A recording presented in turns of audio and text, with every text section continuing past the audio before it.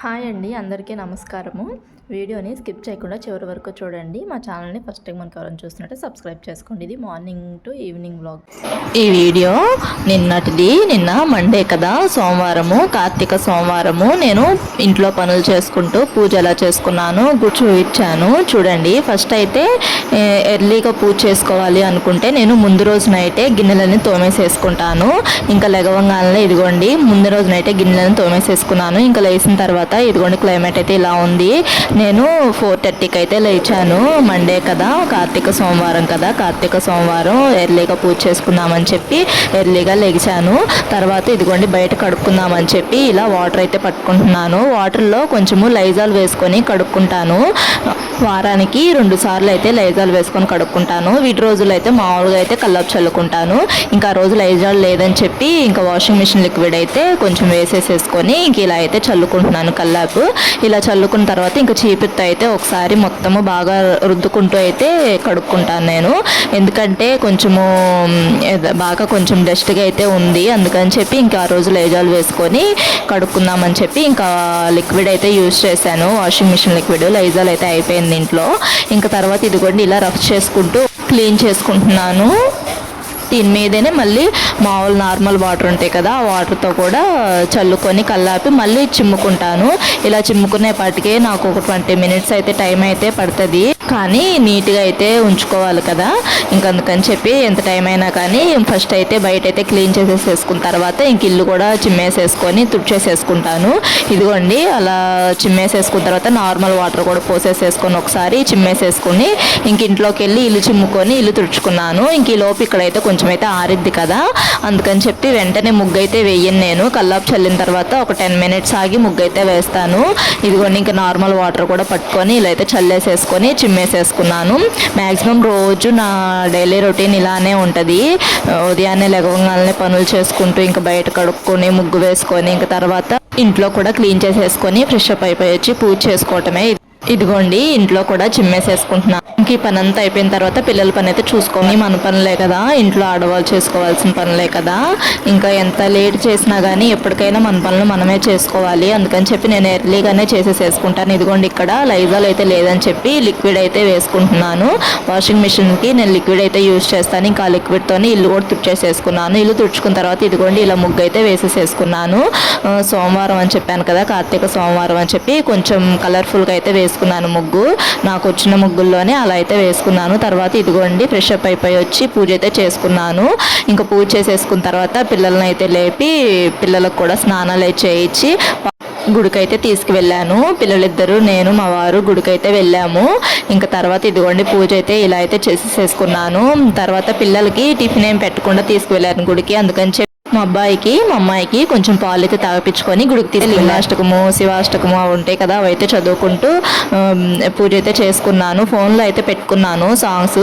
లింగాష్టకము, బిల్వాష్టకము, విశ్వనాథాష్టకము, శివాష్టకము అవైతే ఫోన్లో అయితే పెట్టుకొని పూజ అయితే చేసుకున్నాను. ఇదిగోండి బయట గుమ్మం దగ్గర కూడా పూజ చేసుకున్నాను. తర్వాత గుడికైతే వెళ్ళాము. గుడికి వెళ్ళి అక్కడ 360 ఒత్తులు అయితే వెలిగించాను. సోమవారం కదా, అందుకని చెప్పి శివాలయం గుడికైతే వెళ్ళాము. ఇదిగోండి శివుణ్ణి ఇలా అయితే అలంకరించారు ఆ రోజు.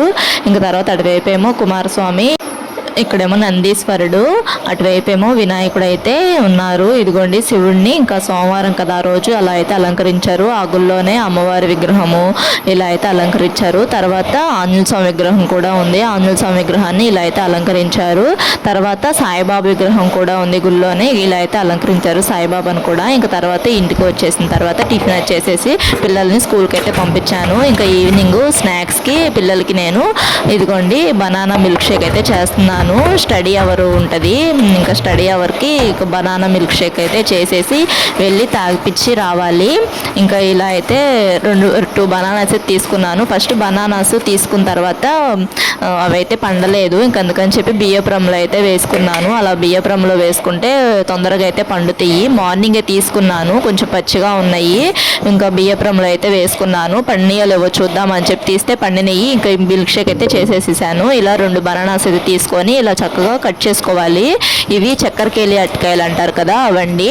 ఇంక ఇలా కట్ చేసుకున్న తర్వాత దీంట్లోనే కొంచెం జీడిపప్పులు, ఇంకా తర్వాత పిల్లలకి నేను పంచదార తక్కువ యూస్ చేస్తాను.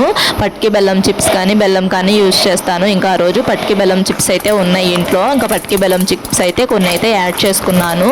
అలా కలకండ అని కూడా అంటారు దీన్ని, మేమైతే పట్టికి బెల్లం చిప్స్ అయితే అంటాము. ఇదిగోండి ఇలా అయితే పట్టికి బెల్లం చిప్స్ అయితే వేసుకున్నాను. తర్వాత దీంట్లోకి ఇదిగోండి జీడిపప్పులు అయితే కొన్ని జీడిపప్పులు అయితే వేసుకోవాలి. ఇలా జీడిపప్పు వేసుకున్న తర్వాత ఇంకా పాలు నేను ఉదయాన్నే పాలు అయితే కాసుకొని ఫ్రిడ్జ్లో అయితే పెట్టుకున్నాను. ఇంకా పాలు అయితే దీంట్లో అయితే యాడ్ చేసుకొని మిక్సీ పట్టుకోవటమేను. ఇదిగోండి ఇంక ఈ పాలు అయితే బయటికి తీసుకొని ఒక 2 మినిట్స్ బయట అయితే ఉంచి ఇంకా ఫ్రిడ్జ్లో నుంచి తీసి 2 మినిట్స్ బయట అయితే ఉంచిన తర్వాత ఇంకా మిక్సీ అయితే పట్టుకుంటున్నాను.